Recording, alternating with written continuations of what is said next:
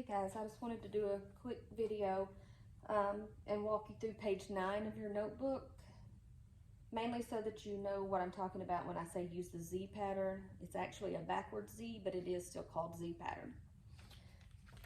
So on page 9 of your notebook, if I gave you 3/4 plus 2/3, if you're going to be adding or subtracting fractions, they're going to need equivalent fractions with common denominators. So the first thing you'll want to do is just go ahead and go over to the side and stack them on top of each other. So 3/4 plus 2/3. That way it goes ahead and sets it up so that we can have space for our equivalent fractions using a common denominator. Now, anytime you're not sure what a common denominator is, you can multiply the denominators you have. So if I had multiplied 4 times 3, that would give me 12, and that is a common denominator because they both go into 12 evenly. When I talk about Z pattern, this is what I'm talking about. To get our new numerators, if you'll say 4 goes into 12, how many times? Goes 3. 3 times 3 is 9. So 4 goes into 12 3 times. 3 times 3 is 9. So you see how it makes a backward Z, so they call it the Z pattern. And I'll need to do the same thing on this one. 3 goes into 12 4 times. 4 times 2 is 8. So backwards Z again. 3 goes into 12 4 times. 4 times 2 is 8. So that is why they call it the Z pattern. All right, now I can just go ahead, add my numerators. 9 plus 8 is 17. Just drop down the denominator. We keep the same denominator, so we have 17/12. And if we want to put that back as a mixed number, 12 goes into 17 one whole time for a total of 12. So there would be 5 left over. 5 what? 5/12.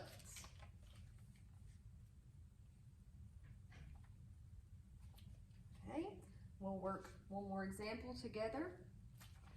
So if I gave you 4/8 minus 2/5. The first thing I would want to do is stack them on top of each other. So 4/8 minus 2/5. That gives me room to have my equivalent fractions because they must have common denominators if I'm going to add or subtract. If you're not sure about what the common denominator is, multiply the denominators.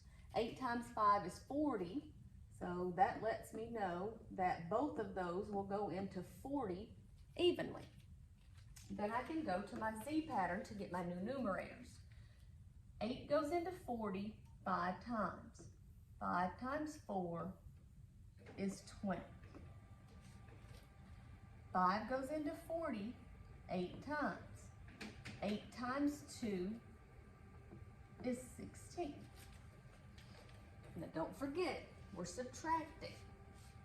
So 20 minus 16 is 4, and we drop down our denominator. Now this is key. You always need to simplify. Simplify means I have to be able to divide both of these numbers, the numerator and the denominator, by the same number and get 0 remainder. So what number goes into 4 and 40? Okay? They're both divisible by 4. So 4 divided by 4 is 1. 40 divided by 4 is 10. So these two are equivalent, but this is the simplified answer.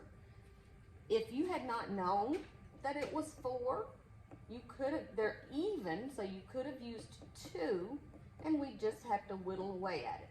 4 divided by 2 is 2. 40 divided by 2 is 20. They're still even, so I could have divided both of them by 2 again. 2 divided by 2 is 1, 20 divided by 2 is 10. So we still are going to come out with the same answer. So don't panic if you don't know exactly what to divide them by. If it's even, they're always divisible by 2.